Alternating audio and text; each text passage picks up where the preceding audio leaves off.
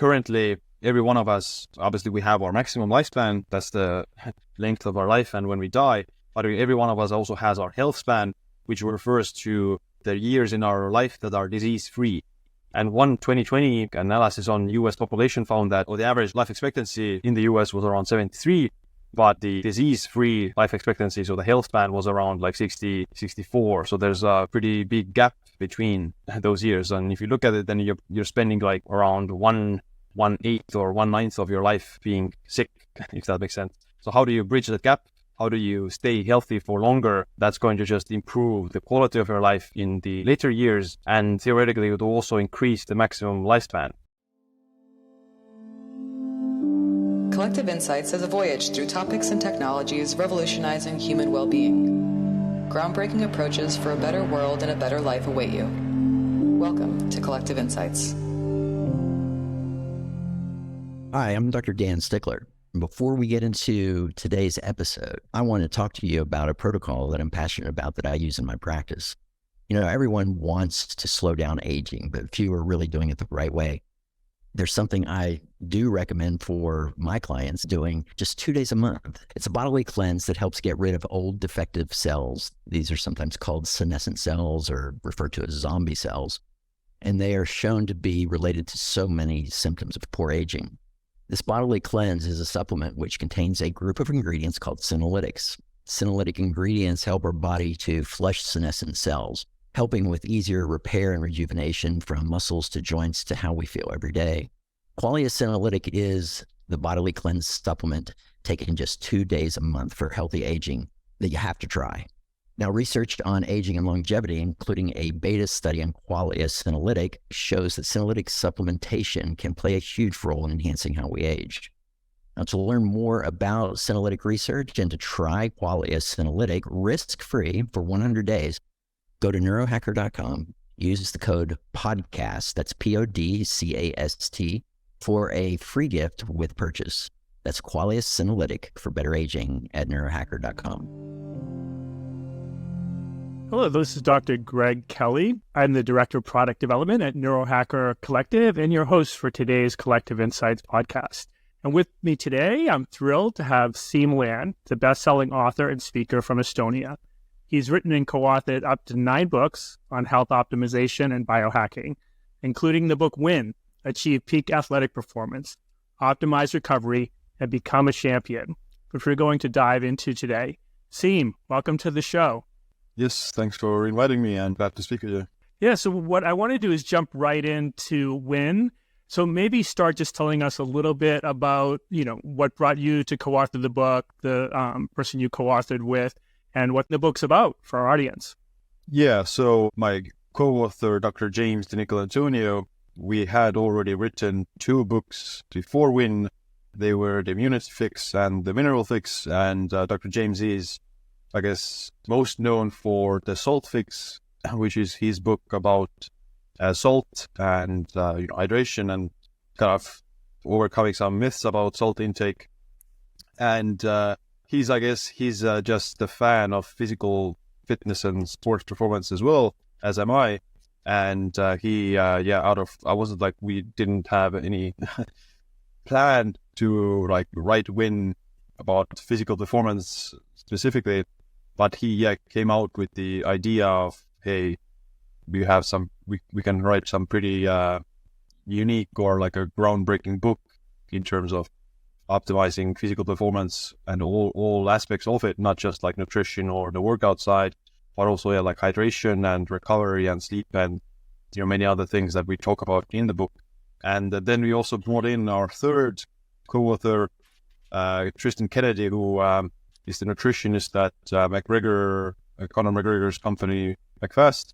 And he also, gave some really nice insights, especially with the meal plans and more of like a professional background for like sports performance. And, the main, let's say, target audience for the book was like MMA fighters or like contact sports or combat sports, because Dr. James, I guess, he was inspired mostly by that, and that's why we got involved with Tristan Kennedy as well. but it is also like very useful for just any other everyday athlete, as well as like, bodybuilders, powerlifters, CrossFit, even endurance. Everyone can like learn from that. It's just not because we don't actually really teach about how to fight in the book. We don't teach about any like techniques about fighting or something. That's really most about how to optimize your workouts, nutrition, hydration, supplementation, recovery, sleep, and all other things.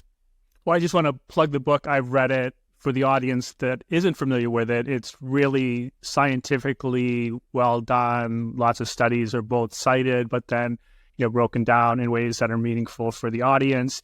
And it has not only really what I would say prescriptive fans or programs for peak performance for say an MMA fighter, but each chapter, if it's talking as an example about hydration, which I want to jump into, it gives, multiple different approaches depending on, what your goals are and where you are in your training cycle. So fantastic book, great amount of research, and, I think very much a tremendous resource for your audience, Siim.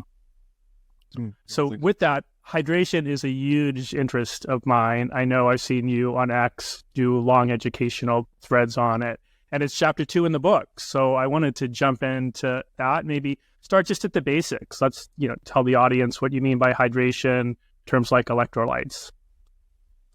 Yeah. So I guess, the reason why it was chapter 2 of the book as well is because hydration is pretty much, if you're dehydrated, then you're not going to perform well, and you're just going to have lackluster strength, speed, power, all those things. And even like cognition is going to suffer from that. So like hydration really lays the groundwork for athletic performance and just everyday life as well. In a lot of ways, your body is mostly made of water. Actually, around 45 to 75% of water, depending on your age, is made of your body is made of water. And with age, like the hydration status decreases, which you could argue that also leads to some of like performance decreases with age, especially like cognitive and brain side as well. So like hydration really just means being adequately watered, or having adequate amount of water on board of your cells, on board intracellular, extracellular water, and just having adequate amount of electrolytes per se that help to pretty much transport or help you to maintain better hydration status. And I guess the biggest misconception about hydration is that you just, drink water, that's it. You just drink more water, liters and liters, like 8 cups of water a day, and that's going to like take care of hydration. And that's not really the case, because hydration is a lot more than just drinking water. In fact, if you just drink pure water or like pure distilled water, then you probably actually are causing more dehydration rather than hydration. Because you're, actually just excreting the minerals and electrolytes through the urine, and if you're not replenishing them through water or food, then you're actually like at a net negative for the electrolytes and hydration. And and the key part in terms of the exercise is also that when you're exercising, you're sweating. That's important for maintaining optimal body temperature. But the issue is that, sweat isn't just water either. It's actually full of salt. Like 1/3 of sweat is salt. So the biggest thing that you lose in your sweat and during exercise is just salt. And salt is also like the main electrolyte. It's like just electrolytes are these molecules that control hydration and control water movement inside the body. And there's multiple of them. Salt or sodium, the biggest one. There's potassium, calcium, magnesium. They all have different roles, and you need to have like optimal amounts of them for like, peak performance and peak health, essentially. I want to just go back to what you mentioned about water not being enough. Just like a story from my background. When I was, first in the U.S. Navy back in my initial career in my 20s, I don't know if it was Muscle and Fitness, but, whatever the magazine I was reading at the time mentioned, you should just always put a glass of water on your desk and just sip through the day. And so, to me, that's easy enough. I can do that. And so for probably about the next 8 years or so, I just what I would think of as grazed on water. I just had it, routinely through the day, but my body didn't hold on to water, if that makes sense. But I would find myself having to go to the bathroom all the time, where, now my approach is I do water much more like meals. I have a whole bunch of it, in and around a meal. I do things with electrolytes like you do, and, don't find myself running to the bathroom all the time. So when you say water isn't enough, one of the messages I want to get across to our audience is it's about what you absorb from the water you drink and what you hold on to. And the salts that you mentioned that are part of a good hydration strategy are key to both of those things. Yeah, absolutely. And the next point I wanted to touch on, because I think it's overlooked or maybe not even known, is you'll often see it definitely in the supplement world where I live. Oh, this new study and performance improved 3%. Can you give our audience a sense of the magnitude of how proper hydration would impact performance on game day? Yeah, so like one of the biggest performance enhancing supplements like beta-alanine or some other, even caffeine, it's not going to increase your performance any more than maybe like 16% at most, or 15, 20%, something like that at the maximum. But what they find is that proper pre-hydration with salt and water before exercise, that has been shown to increase performance by up to 10 to 20 times. And that's, that's more than any other supplement out there. And the reason for that is obviously, in its simplistic form, it's very simple because, like we said, electrolytes are very important for, energy production and muscle contraction, specifically for sodium. But when it comes to the actual exercise, where does the 10 to 20x increase come from? It mostly comes from the key reason why we hit the wall, or what hinders our performance when we are exercising. And there's many, obviously, reasons for that. It's usually thought like lactic acid and stuff like that, but lactate is more of like a buffer for, or it's actually an energy source as well. So it's not really the lactate. It's mostly like the accumulation of hydrogen ions, which results from energy depletion. So if the ATP is depleted more than it is produced, then this buildup of hydrogen ions inside a cell causes cellular acidosis, which we'll cover maybe later. But the kind of one of the byproducts of that is also that you should start to bonk. And another manifestation of that is that the body temperature begins to rise. So that's why we sweat. So sweating is actually a very adaptive, let's say, or it's a very beneficial adaptation when you are physically fit. So like the more you're able to thermoregulate your body temperature, and the better able you're to sweat, the better your performance is generally going to be as well. And the limiting threshold at which you hit this wall with performance, or the threshold after which your performance starts to decrease, is if your body temperature reaches a certain threshold, like when you enter hyperthermia, your body starts to overheat.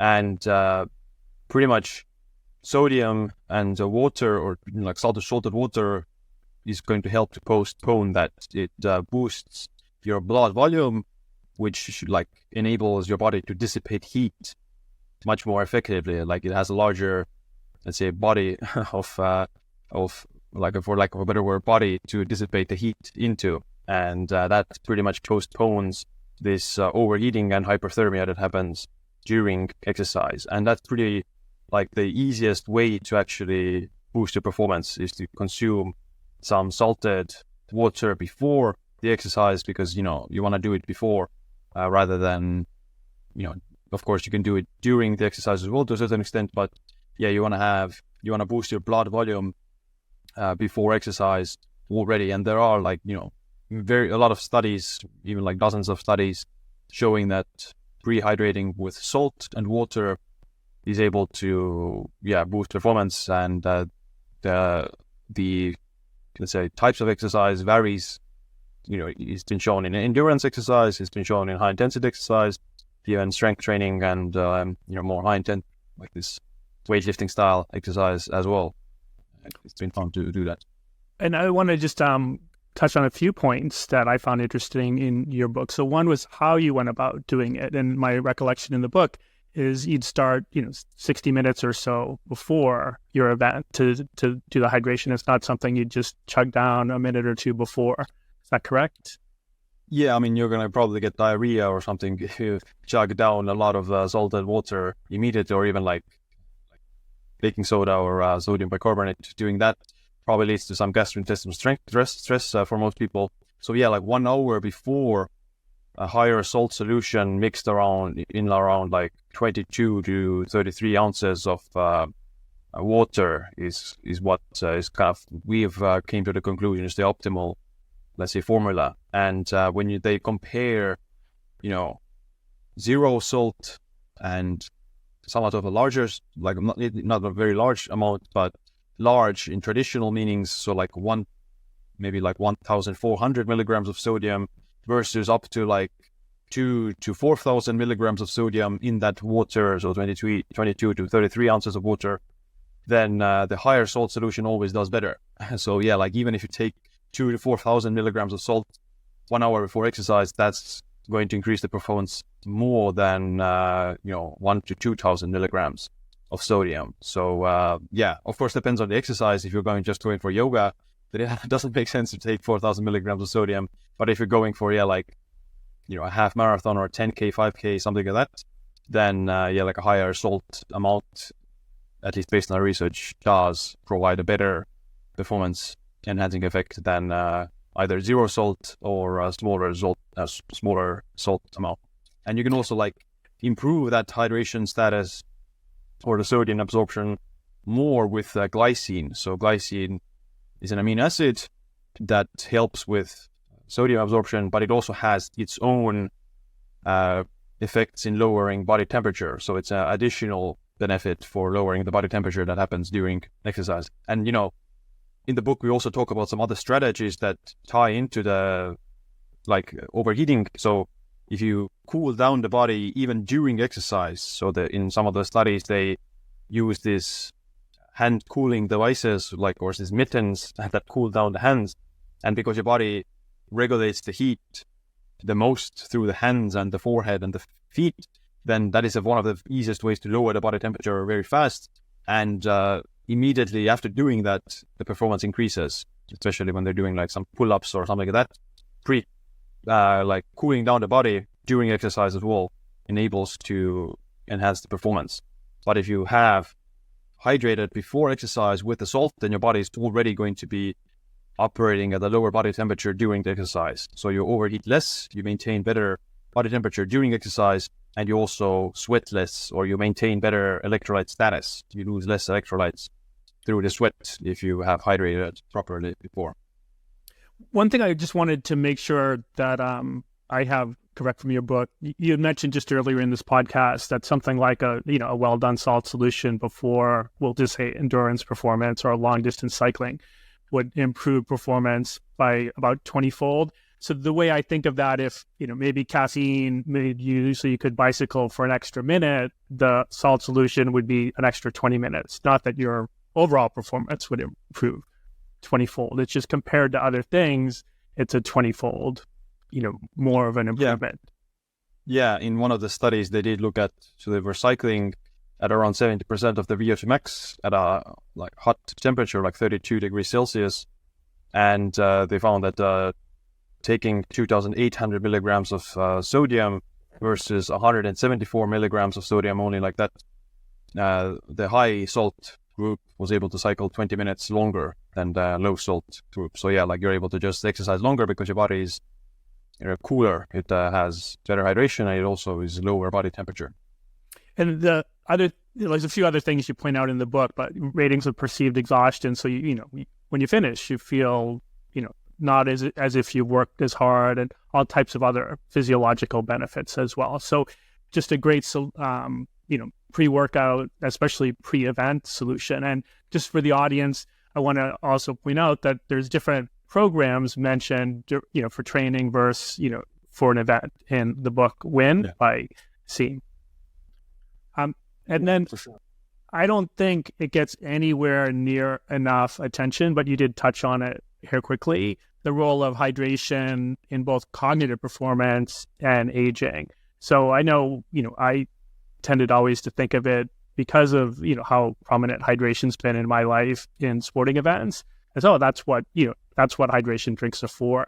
And one of the messages I want to get across to our audience is, especially the leading biohackers like Siim are using, proper hydration for much more than that. So maybe let's just touch quickly on, its role in cognition and, what happens with aging with hydration status.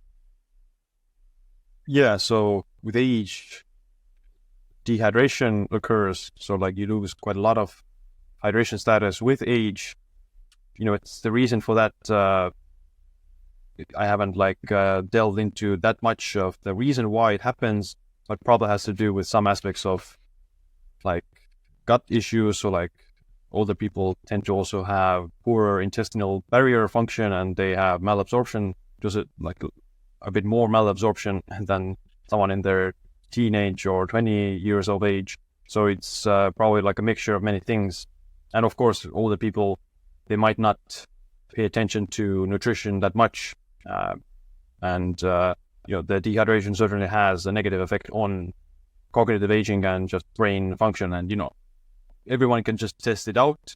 If they are dehydrated during a hot summer day or whatever, like after a long flight or something, you do feel like a little bit of brain fog or like some of like cognitive dysfunction mild.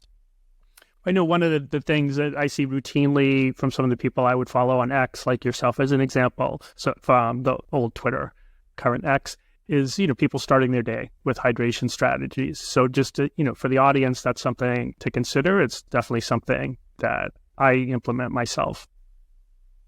Yeah, for sure. It's an easy thing. And, after you're waking up, you probably haven't drunk any water during the night. So yeah, easy way to hydrate your body is, maybe consume some electrolytes. It's not inherently like mandatory. If you eat food that has some electrolytes and salt on it, then that covers it as well, because, probably, let's say, getting a mixture of both is probably better than just relying on only hydration drinks or electrolyte powders. So it's, obviously want to have adequate nutrition as well. But mineral waters are definitely the best way to hydrate yourself and absorb minerals. So you absorb up to like 30 to 40% more minerals from water than from food. So yeah, like some good quality mineral water, like, Gerolsteiner or something like that, they are definitely like a healthy drink, like one of the best health drinks out there for sure. Let's before we move on, just, I want to wrap up the aging piece. So I know, having worked with elderly people, having, my mom's still alive, but is in her later years. And just a common complaint that I've heard over the years is the sense of dehydration. And, who knows all the physiological reasons. Some of it's like, oftentimes people are put on low sodium diets because of concerns about other things. But for the audience, just to be aware, it is, I think, an under acknowledged issue with aging is the role of poor hydration status. So with that said, I wanted to jump into another chapter that I just think you guys did a bang up job on, and that was on alkalosis, basically. So let's talk a little bit about the importance of neutralizing acid for peak performance when we're exercising. Yeah, so like I mentioned a while ago, one of the key reasons why we see a decrease in performance is not necessarily the lactate. So like traditionally lactate is associated with the burn effect. So like the lactic accumulation in the muscles is what causes the burn and soreness. But that's more of like the actual, let's say, byproduct of what is really hindering the performance. And the real reason apparently is the buildup of these hydrogen ions that happens during ATP breakdown. So when you're producing ATP and breaking it down, so if the breakdown exceeds the ATP production, which usually is going to happen when you're doing vigorous exercise, or if you've been exercising for a long time, then the demand overrides the supply of ATP, and that leads to the buildup of these hydrogen ions, and that is what is going to inhibit the performance. And being able to like buffer against that is another like very powerful strategy for increasing performance, and being able to like exercise longer and with less discomfort and less of the side effects of exercise. And cellular acidosis is the phenomenon that is the buildup of these hydrogen ions when the ATP breakdown exceeds ATP production. And metabolic acidosis is, I guess, it's somewhat used in a different context. Somewhat usually metabolic acidosis is actually used in like some medical conditions. The term, so like also Warburg was the guy who got a Nobel Prize for like not inventing, but discovering the Warburg effect, and that's like the state of metabolic acidosis that is associated with cancer and some other medical conditions. So technically they're the same, but usually you see the cellular acidosis when you're just exercising, but the metabolic acidosis can occur at some other times as well when you have some sort of a disease state or some other pathology going on. But yeah, the way to address that is somewhat different. But when you're talking about performance, then like just buffering against that acidosis is powerful for enhancing performance. And traditionally, the way it's done is just with baking soda or sodium bicarbonate. That we mentioned already that can be somewhat problematic. It can cause some gastrointestinal distress, and you actually might not be able to consume enough of the baking soda to reach the optimal effect. And the kind of alternative for that is a sodium citrate, which is a form of sodium that has the same like alkalizing effects as sodium bicarbonate, but has less of the gastrointestinal stress. And you can also you can consume it a bit more in advance. So the baking soda has a shorter half-life, or it peaks in your body around 1 to 3 hours, whereas sodium citrate, it can peak even up to 4 to 5 or 6 hours later. So you can start introducing these alkalizing, let's say, waters already 12 or 16 hours, even several days before the exercise or the event, to reach this optimal peak alkalosis that is going to be most beneficial for exercise. And usually the amounts you're gonna need around 0.5 grams of sodium citrate per kilogram. So for a 70 kilogram athlete, that's gonna be 35 grams of sodium citrate, which is a lot to consume in one sitting. So that's why you wanna do it already 24 hours before, to slowly start introducing that. But to maintain a higher state of this, quote unquote alkaline state in your blood, you wanna, if you have some sort of event, then you want to be drinking alkaline waters. Usually mineral waters have more bicarbonate by default as well. So you want to start drinking these alkaline waters even several weeks before.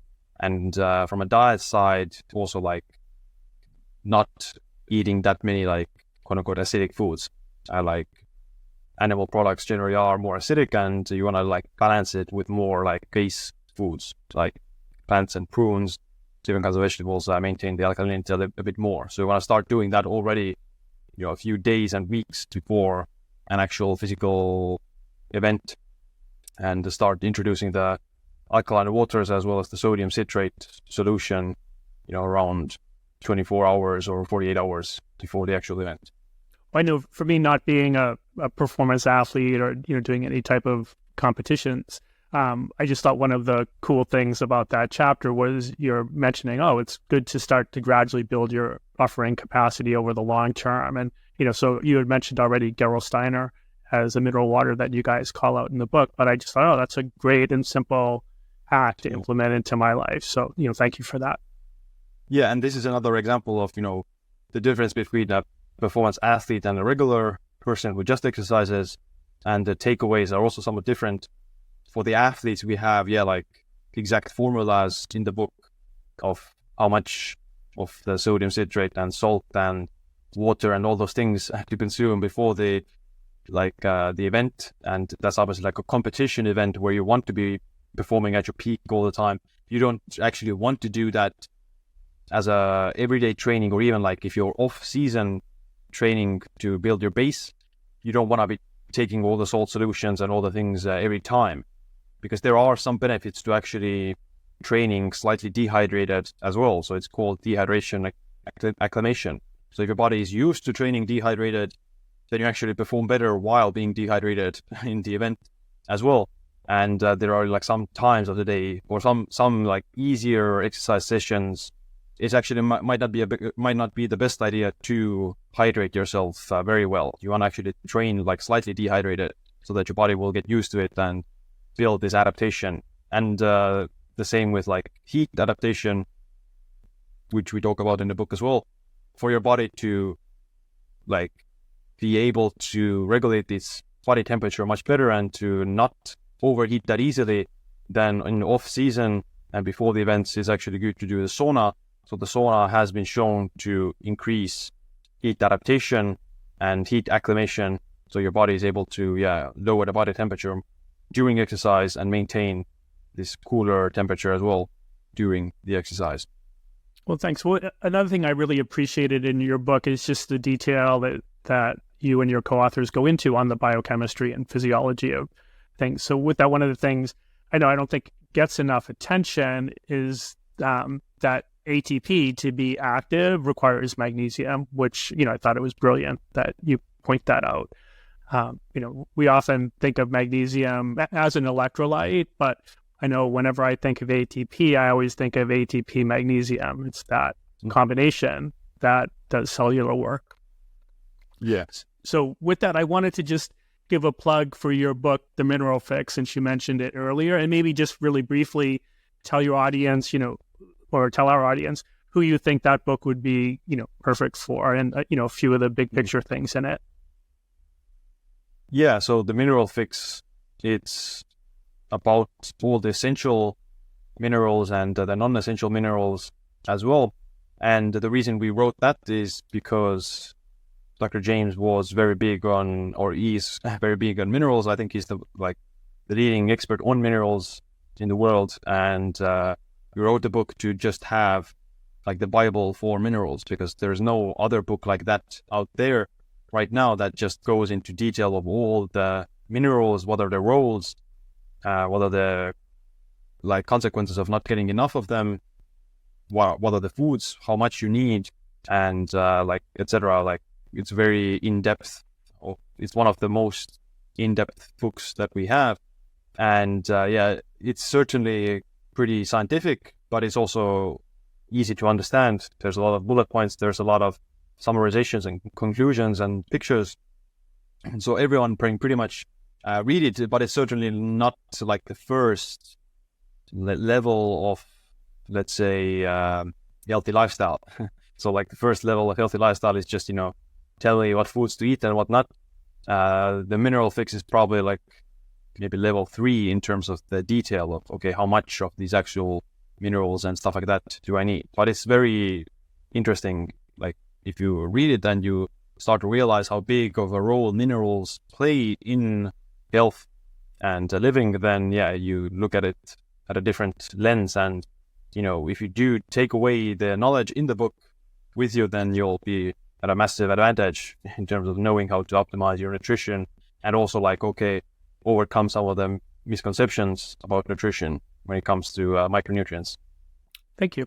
Well, I want to shift gears to something that at least I noticed recently that you had posted a link to on X, and that was your YouTube video on the longevity leap. So I know that's been a recent, or maybe a longer interest than even recent, of yours, but let's talk a little bit about what you mean by the longevity leap and why you, at such a young, healthy age, have a passion for longevity. Yeah, so the longevity leap is the title of my next book that I'm currently working on, and the main idea behind that is, how do you bridge the gap between health span and maximum lifespan. So currently, every one of us, obviously we have our maximum lifespan, that's the length of our life and when we die, but every one of us also has our health span, which refers to the years in our life that are disease-free. And one 2020 analysis on US population found that the average life expectancy in the US was around 73, but the disease-free life expectancy, so the health span, was around like 60, 64. So there's a pretty big gap between those years. And if you look at it, then you're spending like around 1/8 or 1/9 of your life being sick, if that makes sense. So how do you bridge that gap? How do you stay healthy for longer? That's going to just improve the quality of your life in the later years, and theoretically it will also increase the maximum lifespan. So if you stay healthier for longer, then you will also increase your maximum lifespan. I don't think there's anything controversial about that, because it's like if you're healthy and you maintain better biomarkers and physical fitness and all those things, then you will generally live at least a few years longer as well. And when you look at the centenarians, people who live over 100 years, then the longevity leap is also exemplified in their case. So the centenarians, they generally get the same diseases as everyone else, like heart disease, cancer, and Alzheimer's, but they get these diseases a few decades later than the general population. So that's the reason why they live such a long time. So they probably have like a mixture of some genetics that protect them against diseases, or some favorable lifestyle or environmental factors that also enable them to postpone these diseases. So, longevity and living to 100, besides having good genetics, it comes down to having a lifestyle and following a lifestyle that postpones the chronic diseases that most people get, like heart disease, diabetes, and Alzheimer's and cancer and those things. And, how to achieve that is obviously a lot more complex, but some of the basics are just maintaining healthy body composition, exercising regularly, eating a good diet, sleeping enough, not being stressed out that much, and all those things. And that's what I'll be covering in my next talk, The Longevity Leap. The reason I got interested in it myself was so I've been into longevity, maybe for the last 10 years. And the reason I got into it was that my grandfather died of colorectal cancer when he was 36. So I never met him. He died like 8 years before I was born. But I guess as an adult, I just realized that this is not something that I want to play or, make sure that I don't get the same kind of premature mortality myself. That's the reason I got into it mostly. Well, when I know personally of longevity, and you mentioned that idea of health span and lifespan, I saw something recently. It looked at data across the world, people specifically 60 and older, and how many years on average they lived after 60, and then how many of those were healthy years. And it was in general about, it depended on the area, but in North America, it would have been about a third of the years we live after age 60 would be some form of disability or assisted living. So, it's, I think, I know one of my goals is to do a portfolio of things similar to what you're going to mention in your book that tend to compound, especially if we start doing them early in our life, so that just like good investment financially, the investments we make in our health compound and allow us to be healthier, health, at an older age, just like, our goal might be to have financial health when we retire. Yeah, for sure. One good example of that is muscle mass and muscle strength. So with age, you see a decline in muscle mass and muscle strength. And in studies, people who have more muscle and more muscle strength have lower mortality and lower risk of other diseases like Alzheimer's and heart disease. Of course, that could be a proxy of just being healthier, so that healthier people maintain more muscle, and the sicker people generally start to lose the muscle faster as well. But, it's another one, even if it is like the association of just being healthy, then how else are you going to achieve that other than lifting weights, for example? So it's just another way to buffer against, the age-related decline that happens inevitably. Like we're all going to decline with age after a certain point, so that you can only like slow it down. And it is possible to slow it down quite a lot. Like there are some studies where people who have like exercised with weights and cardio all their life, at the age of 80, they have the same functional capacity as a sedentary 50-year-old. So they're 30 years younger in terms of their fitness. Obviously, the standard isn't that high. Like being a sedentary 50-year-old isn't a high standard, but it's still like at the age of 80, that's a huge difference. So like the sedentary 80-year-old who's never exercised, they're at the end of the line almost.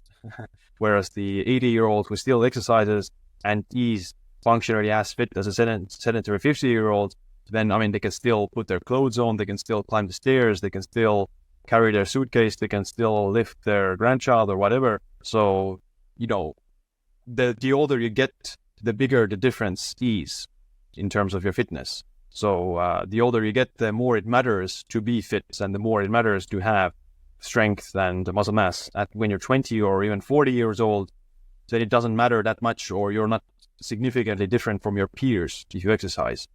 But if you're 80 or 90 years old and you still exercise, then you're like a different species compared to the sedentary counterparts of your age. So yeah, it's one of the most powerful things that you can do to postpone aging and the other chronic diseases. And one thing I can mention as well is, heart disease. Usually heart disease is considered to be, it's not even like older people's disease. Usually the average age of a heart attack is like 65. So the thing with heart disease or atherosclerosis, so there's the plaque buildup in the arteries, that generally starts when you're young already. Like we just get the clinical manifestations when you're 50 or 60 years old, but it really starts pretty much when you're born. And even babies, when they do autopsies on babies who have died due to some other accidents or something, they find that atherosclerosis is still present there. And when you're young, you still have this buildup as well. So you can minimize atherosclerosis with healthy lifestyle, making sure that you don't develop diabetes, making sure that you don't have some other inflammatory conditions, eating like a good diet, a healthy diet, and not being obese. Then that's another one of the key factors to kind of slow down one of the biggest causes of death. So like the heart disease is the number one killer in the world, especially in developed countries, the Western countries. So if you can like minimize the risk of the number one killer, then you pretty much make sure that you add at least 10 to 15 years to your life. And you might get like Alzheimer's when you're 80, which is the average age of Alzheimer's diagnosis. Around like 79 to 82 is the average of dementia and Alzheimer's. So if you can skip heart disease and get Alzheimer's, then you still live 15 years longer, for example. Well, thanks. I know a few other things I've seen you mention, like the importance of polyphenol-rich foods, fiber, getting enough protein. Any quick comments on those types of things, or like an overwhelming or overarching diet strategy that you yourself are following at this point? Yeah, so I think I personally, what I follow is more like a Mediterranean diet. I think that's the best based on the research for my genetic risk and other risk factors. I think it's the safest and kind of, best for my risk factors to follow. I don't think that the diet is like as important as people think.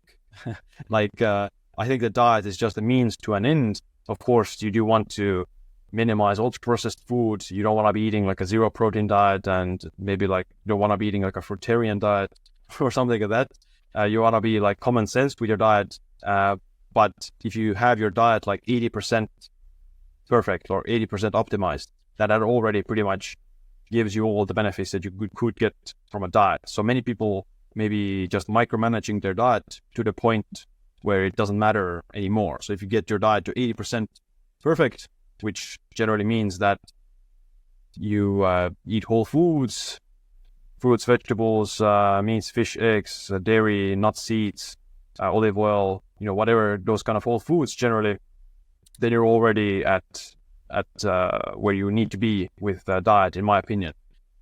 Because many people react differently to diets. What matters at the end of the day is how your body reacts to the diet that you follow, and how is your blood work, because the blood work is I think the bigger risk factor or bigger determinant whether or not you're gonna get a chronic disease or not. Because we all know of these stories of my grandfather smoked and drank alcohol and eat bacon every day or chocolate or something like that every day and still lived to 100. So obviously that's because of genetics a lot, but it just goes to show that the diet isn't nearly as important as some of the other factors, like staying physically active and not having too much stress and sleeping enough and exercising enough, those kind of things. Obviously, you do want to eat a good diet. You don't want to be gambling with your diet. Like, you don't want to be eating a diet that contradicts the research, for example, or if you do, then you might be taking a risk. But, if you have like a generally healthy diet, then there's a lot more you can gain from like focusing more on exercise or some other factors of longevity, like maybe social relationships even, or sleep, for example. Yeah, I think it's an important point. I mean, I tend to think of an 80-10 rule, or 80-20, 90-10, 95-5. Like most things follow that type of a ratio where, for our little bit extra gain, there's a lot more you have to put into it. You're chasing kind of marginal benefits at that point. And I think it's always a shame when someone ignores one of the, the big picture things, like you mentioned, sleep, exercise, a good diet, stress management, because they're so busy chasing that extra 5 or 10% from something they're already doing an exceptional job in. So with that, I just want to, as we wrap up today, thank you for being our guest today, Siim, and just where would be good places for our audience to go to follow you and your work? Yeah, my pleasure. And my website is siimland.com, and on social media, I'm all Siim Land on all the platforms. Thank you again for taking time to be with us on Collective Insights today. My pleasure.